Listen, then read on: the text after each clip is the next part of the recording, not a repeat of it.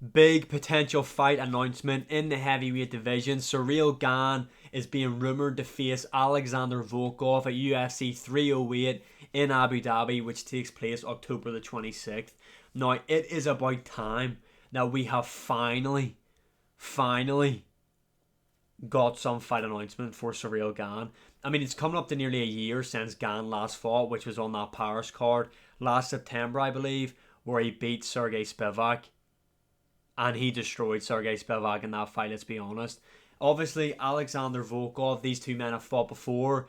Gane beat him by decision. I'm pretty sure he beat him 4-1, if I remember correctly. But I like this rematch. I think this is a good rematch.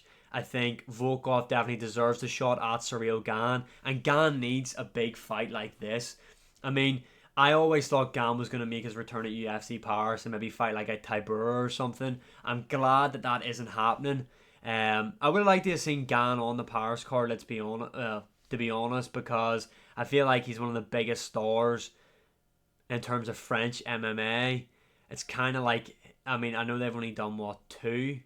And it's kind of like two events there. It's kind of like his card, if you know what I mean. But nonetheless, the main event we've got for Paris is a great one, in Benoit Saint-Denis versus Money Moicano. But yeah, in terms of this fight right here, obviously we've seen it before. It's a rematch, but I feel like it's going to be very interesting this time around because Alexander Volkov has really improved since their last fight. I mean, we just go and look at his last fight, which was against Sergey Pavlovich, who at the time was one of the scariest heavyweights in the division. A lot of guys didn't want to fight the guy.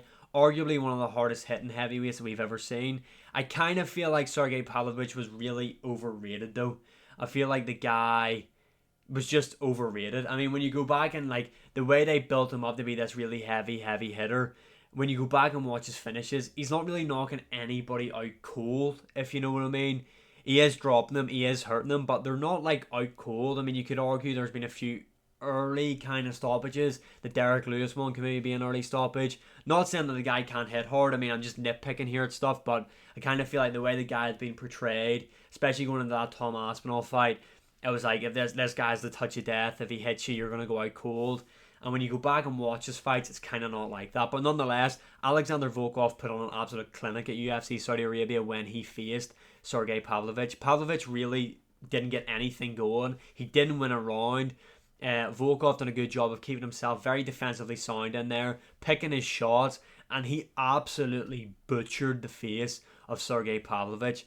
He absolutely destroyed Sergey Pavlovich, made Sergey Pavlovich go to like minus 1 million aura. So I feel like Volkov definitely deserves this. I mean, before the fight before that, in the Pavlovich fight, he showed how good of a striker he is. In the fight before that, he showed off his grappling against Tai Tuivasa on the Sean Strickland Adesanya card, where he was able to submit him by arm triangle, I believe. So Volkov has really improved his whole MMA game. I feel like he can definitely offer Gane a lot of problems, especially now that he's kind of really improved on his grappling. We've seen Ciryl Gane be exposed for his grappling before. Now, I don't think Gane's grappling is as bad as what people make it out to be honest. I feel like people think this guy has zero grappling, and it isn't true. I mean, the John Jones fight really doesn't do him any favours, but again, John Jones is the GOAT. He's an extremely high level grappler. So I feel like people look into it too much. Plus, in the Ngannou fight, Ngannou kind of just out-muscled him, really, in most of the takedown exchanges that they had, if we're being honest.